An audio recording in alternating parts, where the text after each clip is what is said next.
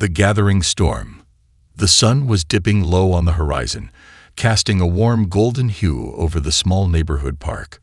Children's laughter mixed with the distant hum of cars passing by, while parents relaxed on the worn wooden benches. The park wasn't grand. Its playground equipment was rusted, the basketball hoops slightly crooked, but it was a sanctuary for the community. This was where lives intertwined, stories were shared, and hope lingered despite the challenges faced by its residents. Delilah Carter stood under the shade of an old oak tree, her hand steady as she unwrapped stacks of homemade sandwiches. At 68, Delilah was a pillar of the community, a woman whose reputation for kindness preceded her wherever she went. Her silver-streaked hair was tied back in a neat bun, and her sharp, warm eyes reflected a lifetime of resilience. Every Sunday, she brought food, water, and conversation to this park, not because anyone asked her to, but because she believed in the power of small gestures. Her folding table, modestly set up with sandwiches, fruit, and bottles of water, was not merely an act of charity. To Delilah, it was a quiet rebellion against the poverty and despair that clung to this part of town. It was her way of reminding everyone, young and old, that someone cared. "Thank you, Miss Carter," a young mother said, balancing her toddler on her hip as she grabbed a sandwich. "You're welcome, darling," Delilah replied with a gentle smile. "Take two. You've got a growing little one there." Nearby, an older man nodded his thanks as he picked up a bottle of water. Delilah knew most of these faces, each one carrying its own story of hardship and perseverance. She wasn't just handing out food. She was offering dignity and hope. As the afternoon wore on, a faint unease began to settle over the park. Delilah felt it before she saw it. A shift in the atmosphere, like the calm before a storm. She glanced up to see a figure walking briskly toward her. A police officer. His uniform was crisp, his boots polished to a mirror shine. But his face wore a scowl that immediately set Delilah on edge. He was tall and broad-shouldered, his presence intimidating. His eyes scanned the park before locking onto her. "You," he barked, his voice cutting through the quiet hum of the park. "What are you doing here?" Delilah straightened, her calm demeanor unwavering. "I'm handing out food to the community," she said simply, gesturing toward the table. "Been doing this for years." The officer's scowl deepened. "This isn't your property. You don't have a permit. You're trespassing." "It's a public park," Delilah replied, her tone steady. "I'm not hurting anyone." He stepped closer, looming over her. "Rules are rules, lady. Pack it up and move along." A small crowd had begun to gather, their murmurs growing louder as they watched the confrontation unfold. Delilah felt their eyes on her, a mix of concern and fear. She knew this officer wasn't here to enforce the rules. He was here to make a point. "I'm not leaving," Delilah said, her voice firm. "This food is for the people who need it." The officer's face darkened. "You don't belong here," he hissed, stepping closer. "Now pack up before I make you." Delilah's hands clenched at her sides, but she stood her ground. "I have every right to be here." The officer sneered. "Not anymore."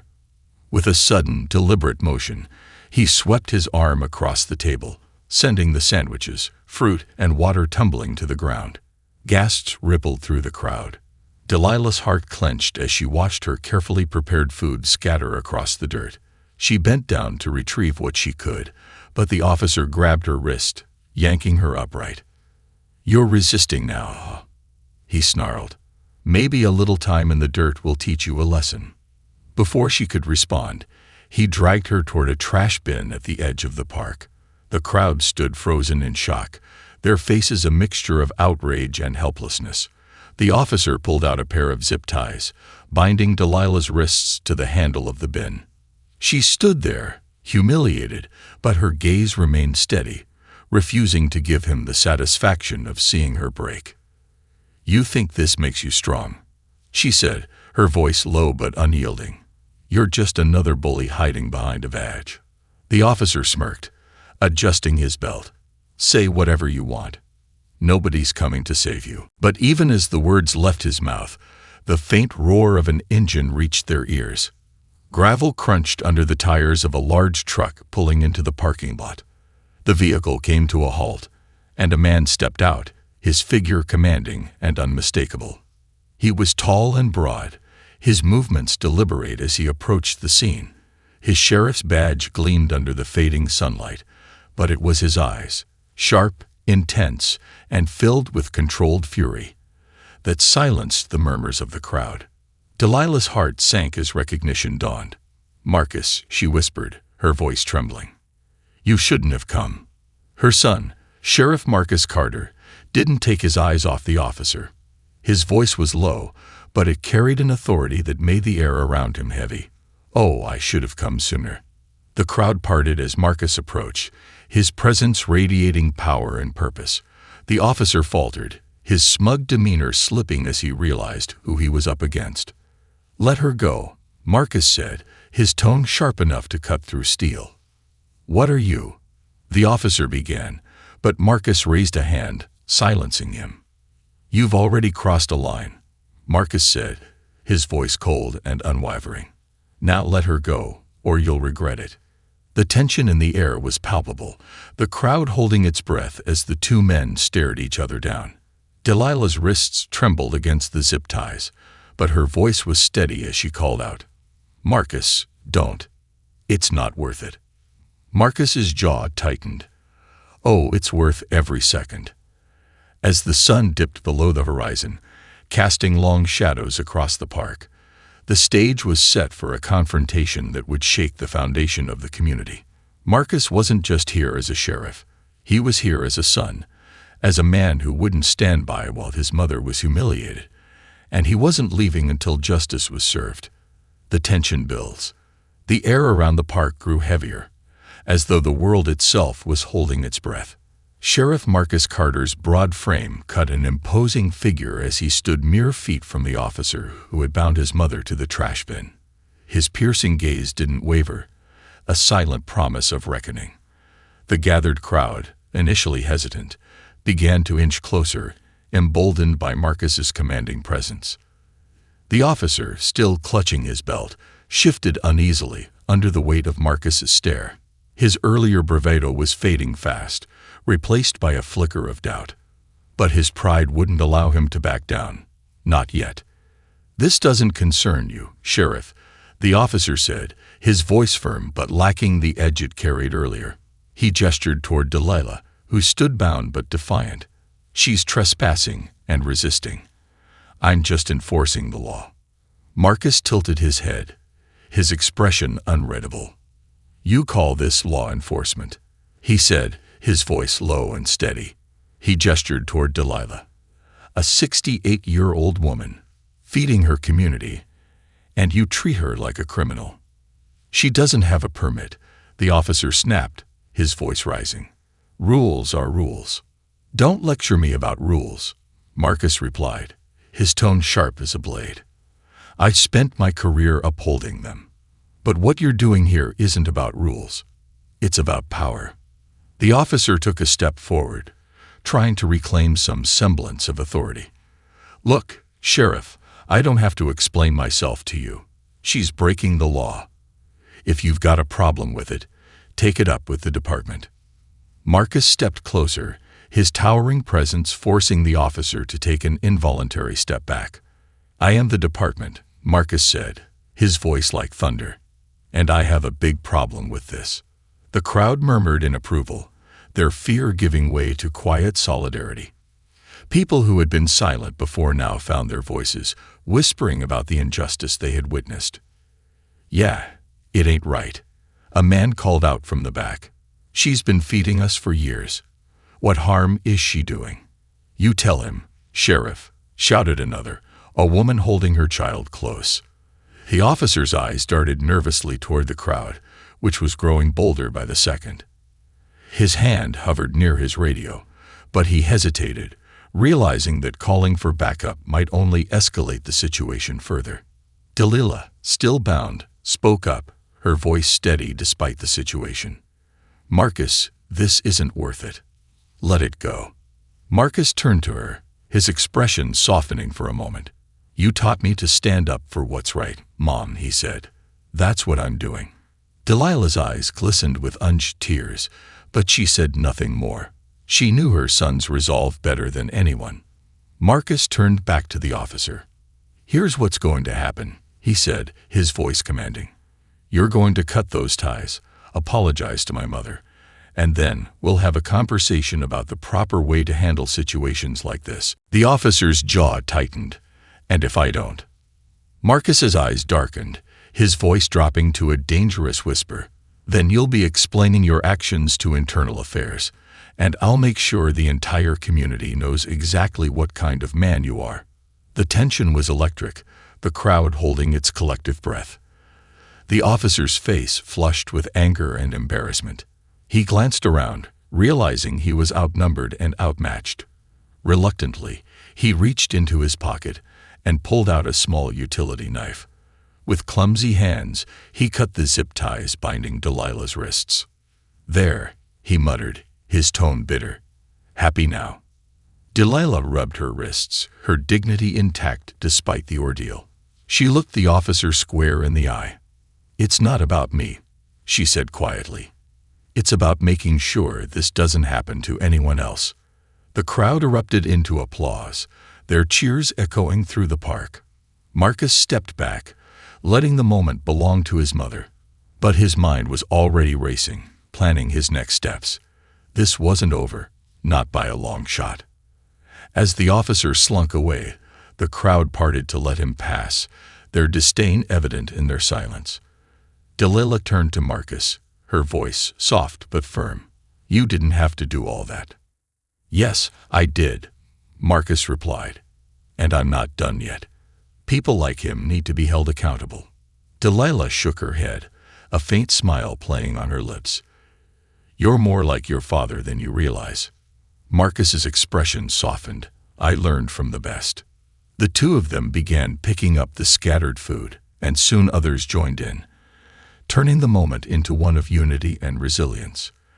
The sandwiches were salvaged, the water bottles were stacked, and the table stood upright once more.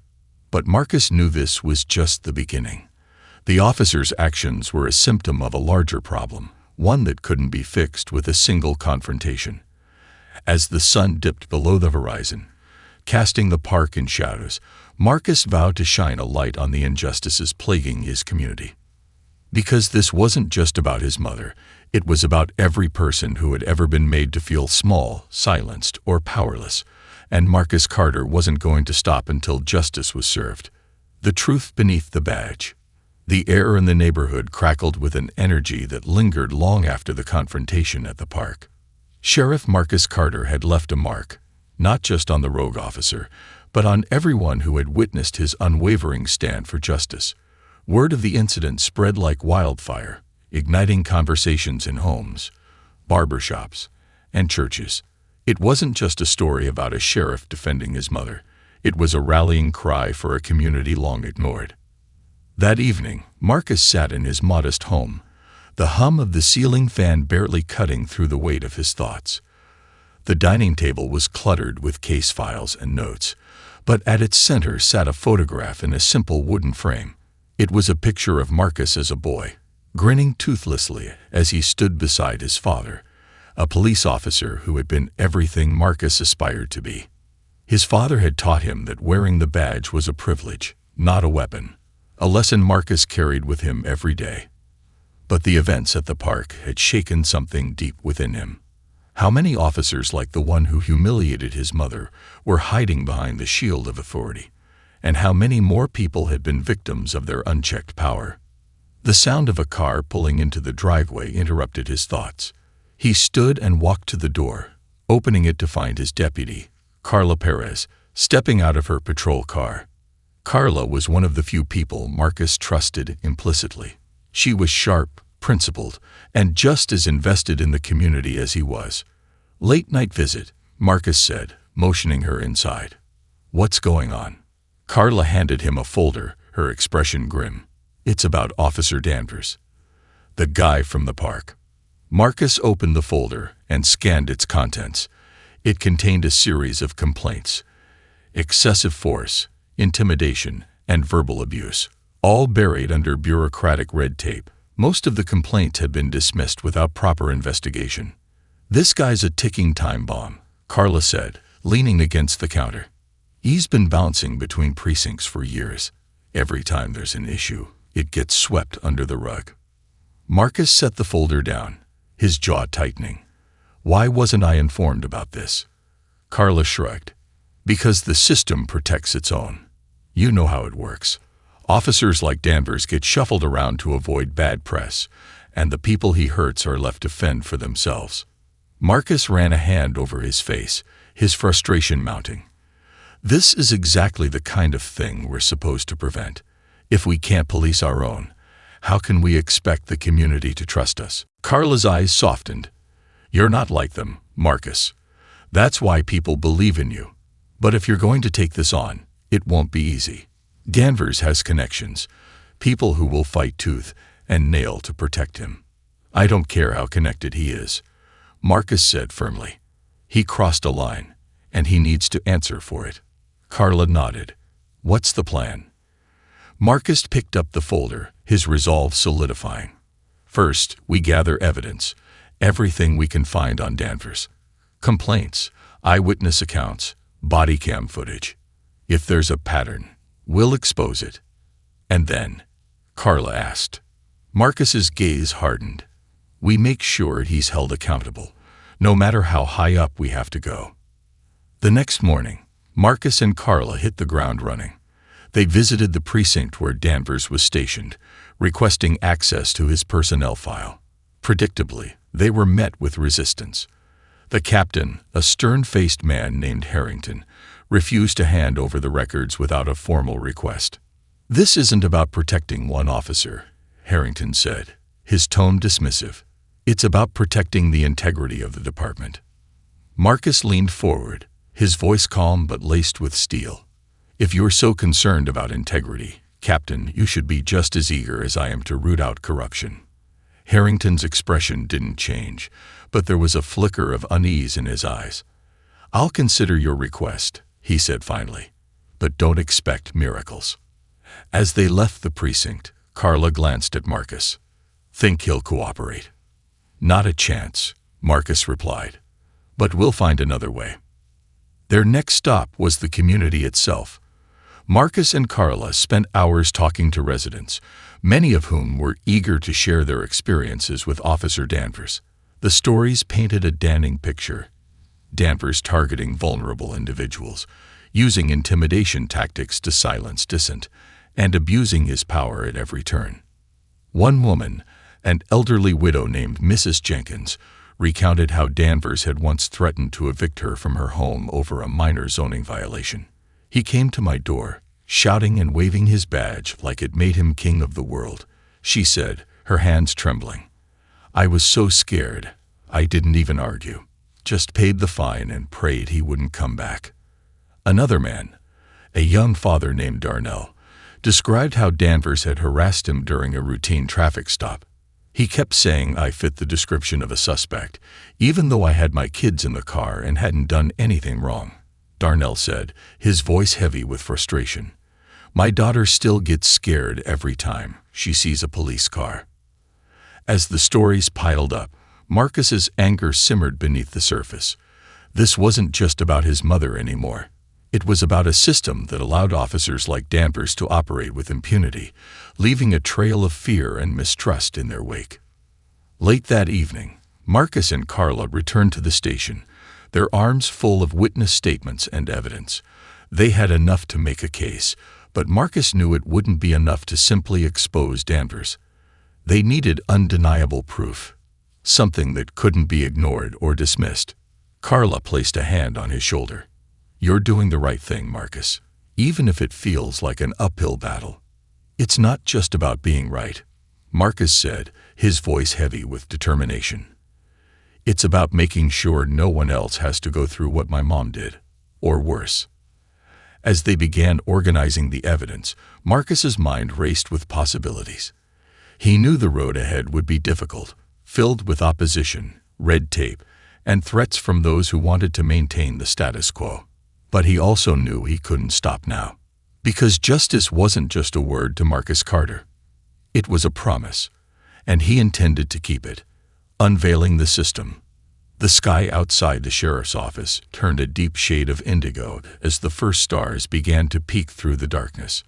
Inside, Marcus Carter and Carla Perez were surrounded by a sea of papers, sticky notes, and laptop screens.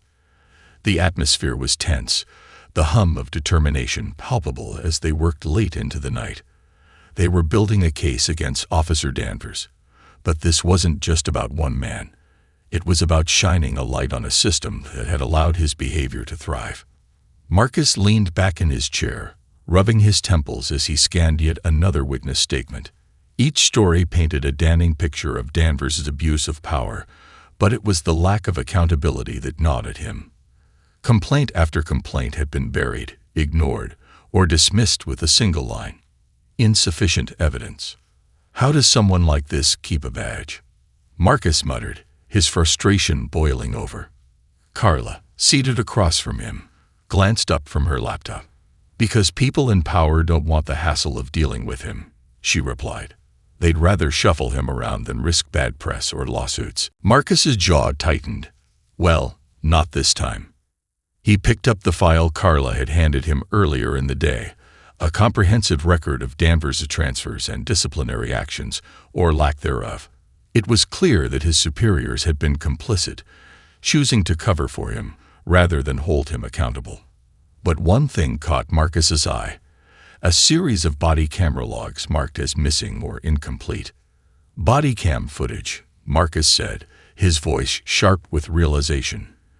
If we can find even one recording that shows him abusing his power, it'll blow this case wide open. Carla raised an eyebrow.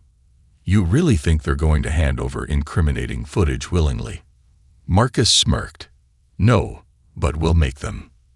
The next morning, Marcus and Carla drove to the Central Evidence Storage Facility, a nondescript building on the outskirts of the county. It was where all body camera footage and other digital evidence were archived.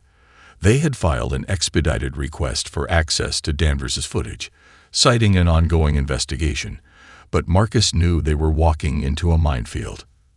At the front desk, they were greeted by a junior officer who looked barely old enough to shave. He fidgeted nervously as he checked their credentials. Sheriff Carter, the young officer stammered. I was told to let you know that access to Officer Danvers' footage is restricted. Marcus's brow furrowed. Restricted by who? Captain Harrington, the officer replied, avoiding eye contact. He said it's sensitive. Carla crossed her arms, her tone dripping with sarcasm. Sensitive? What did Danvers record himself doing cartwheels? The young officer's face flushed, and Marcus held up a hand to stop Carla. Listen, Marcus said, his voice calm but firm.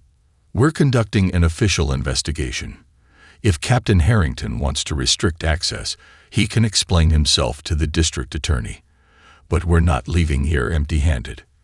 The officer hesitated, then reluctantly handed over a USB drive. This is all I could find, he said. But some of the files are corrupted. Marcus took the drive, nodding in appreciation. Thank you. You did the right thing. Back at the office, Marcus and Carla plugged the USB drive into a computer and began sifting through the footage. Most of it was routine patrol work, traffic stops, noise complaints, the mundane details of police life. But then they hit a file labeled simply as Park Incident. The video began with Danvers walking through the park, his body camera capturing his every move.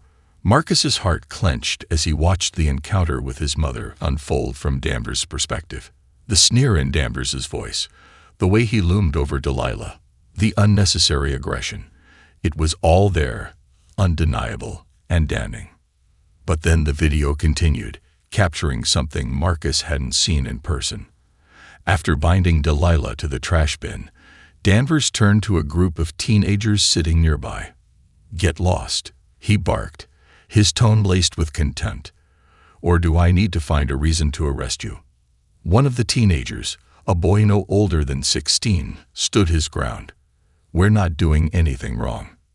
Danvers stepped closer, his voice dropping to a dangerous whisper. "You want to test me, kid? Because I guarantee you'll lose."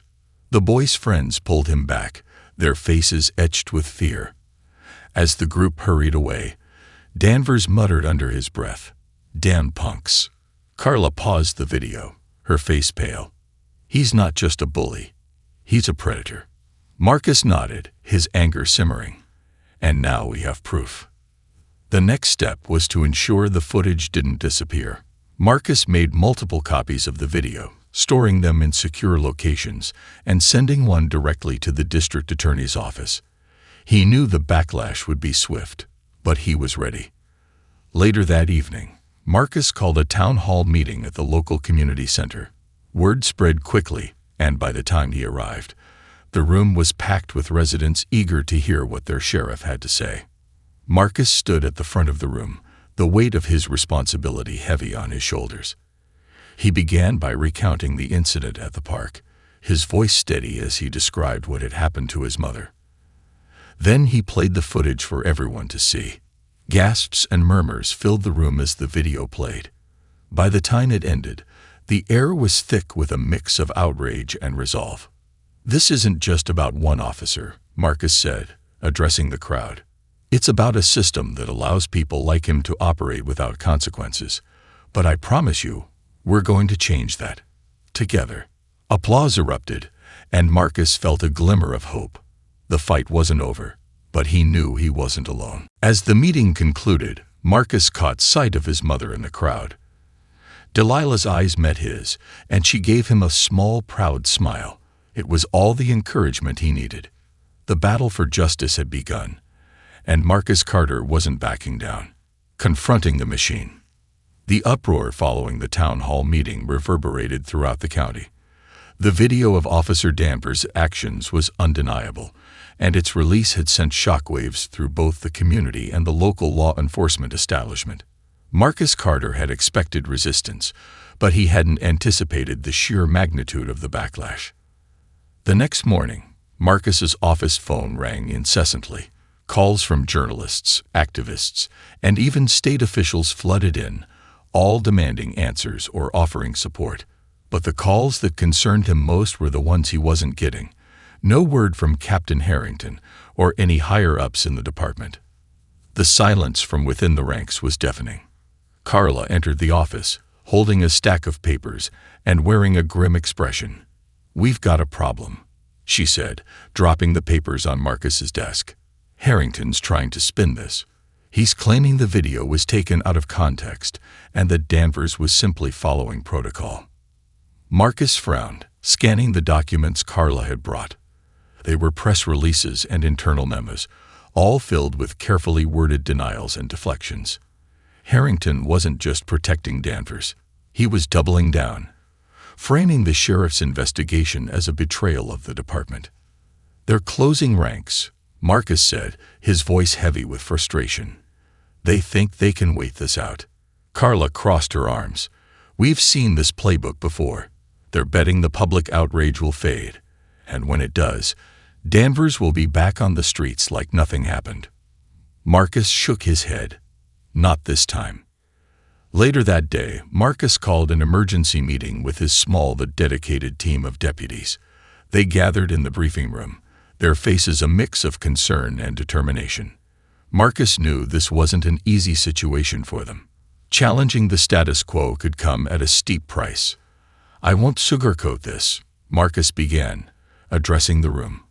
"What we're doing is going to make a lot of people uncomfortable. There will be pressure on all of us to back down. But if we don't stand up now, we'll be complicit in the very thing we swore to fight against." One of the younger deputies, a man named Reggie, raised his hand. "Sheriff, what if they come after us? Our jobs, our families." Marcus met his gaze, his tone firm but compassionate. "They might. But I promise you this. I'll take the heat. I won't let anyone retaliate against this department for doing the right thing." The room fell silent, the weight of Marcus's words sinking in. Then Carla spoke up. "We've got your back, Sheriff. All of us. A murmur of agreement rippled through the room, and Marcus felt a swell of gratitude. He wasn't in this fight alone. While Marcus and his team worked to build their case, Harrington was orchestrating his counterattack. He called a press conference, flanked by senior officers, to defend the department's handling of the situation. "The actions of one officer do not define our entire department," Harrington declared, his voice measured but insincere. "We're conducting a thorough internal review, and until it's complete, I urge the public to reserve judgment." Marcus watched the press conference on a TV in his office, his jaw tightening with every word. Harrington's attempt to control the narrative was calculated, but Marcus had an advantage Harrington didn't anticipate: the support of the community. As the press conference ended, Marcus's phone buzzed with a text from Carla. "You're gonna want to see this." Attached was a link to a video.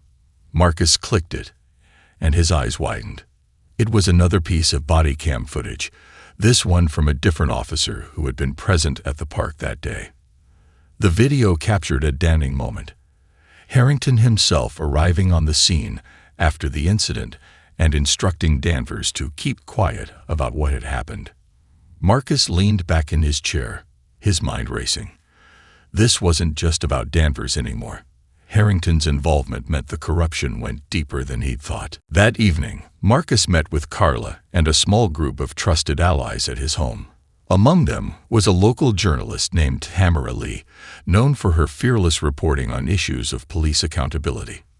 "This footage changes everything," Marcus said, showing Tamara the new video. "Harrington's been covering for Danvers, and now we have proof." Tamara leaned forward, her eyes alight with determination. "If you let me publish this, I can guarantee it'll blow the lid off this whole thing. But you need to be ready for the fallout." Marcus nodded. "Do it. The public deserves to know the truth." Within hours, Tamara's article went live, accompanied by the new video. It didn't take long for it to go viral. Social media erupted with outrage, hashtags demanding justice trending nationwide. News outlets picked up the story, amplifying its reach and putting immense pressure on local officials. As the days passed, the walls began to close in on Harrington and Danvers. The district attorney announced a formal investigation into both men, citing the overwhelming evidence brought to light by Marcus and his team. Public protests erupted outside the precinct, with residents demanding accountability. Despite the growing momentum, Marcus knew the fight was far from over.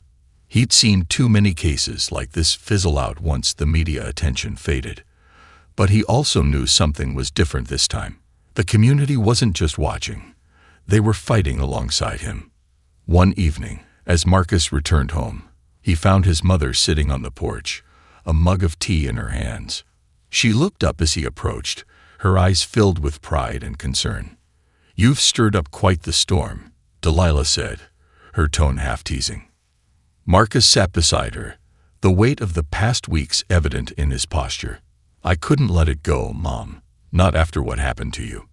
Delilah reached over, placing a hand on his. "What you're doing is bigger than me.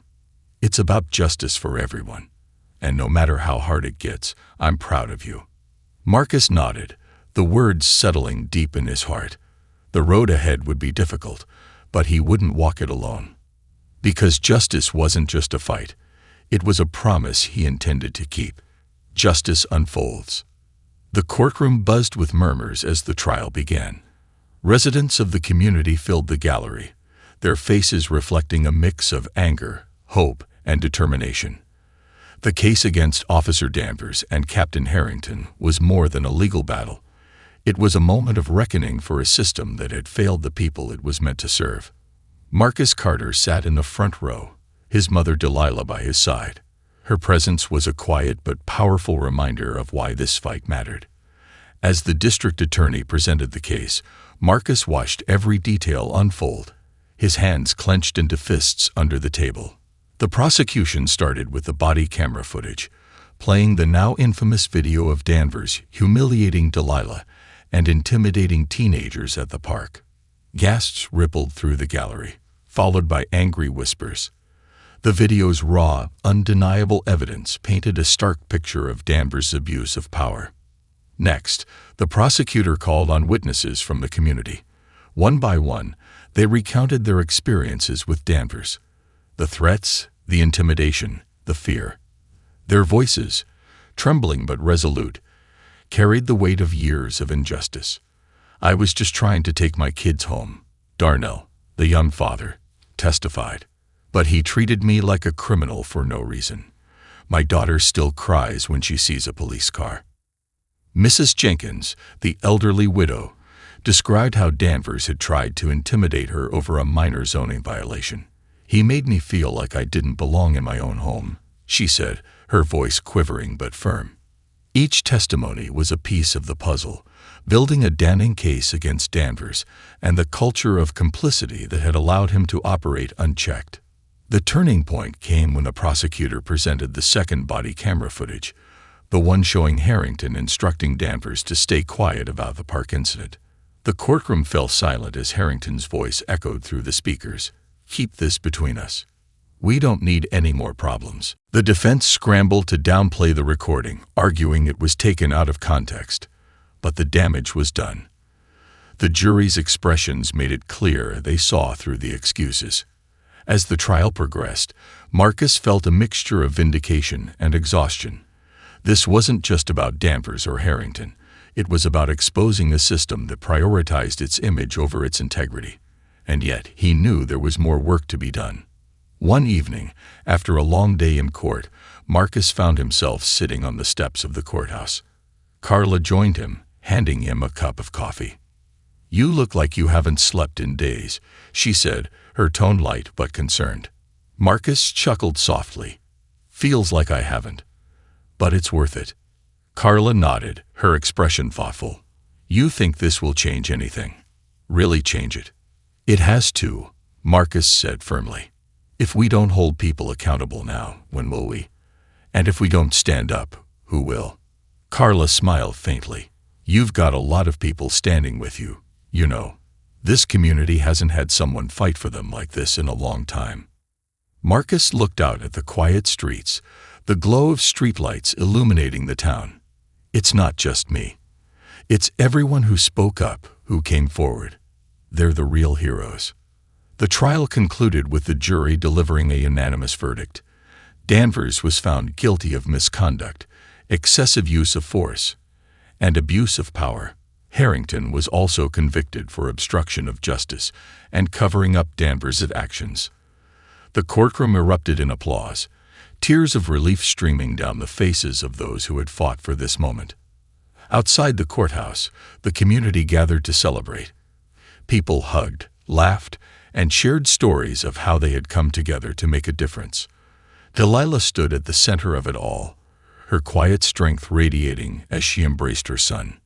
"You did it, Marcus," she said, her voice filled with pride. "You gave this community something they haven't had in a long time: hope." Marcus smiled, his heart full but heavy. "We did it, Mom. All of us." In the weeks that followed, changes rippled through the department. New policies were implemented to ensure transparency and accountability. Officers like Carla were promoted to leadership positions, bringing with them a renewed commitment to justice. Marcus continued to work tirelessly, knowing the fight was far from over. But he also knew that the community was stronger than ever, united by their shared resilience and determination. One evening, as Marcus walked through the park where it all began, he saw children playing, families laughing, and people gathering at Delilah's food table. The park was alive with the spirit of a community that refused to be broken. Delilah waved him over, handing him a sandwich. "You've been running yourself ragged. Eat." Marcus chuckled, taking the sandwich. "Thanks, Mom." As he sat down beside her, he looked out at the vibrant scene before them. It wasn't perfect. There was still work to be done. But it was a start. And for Marcus Carter, that was enough. Because justice wasn't a destination. It was a journey, one he was proud to walk with his community by his side.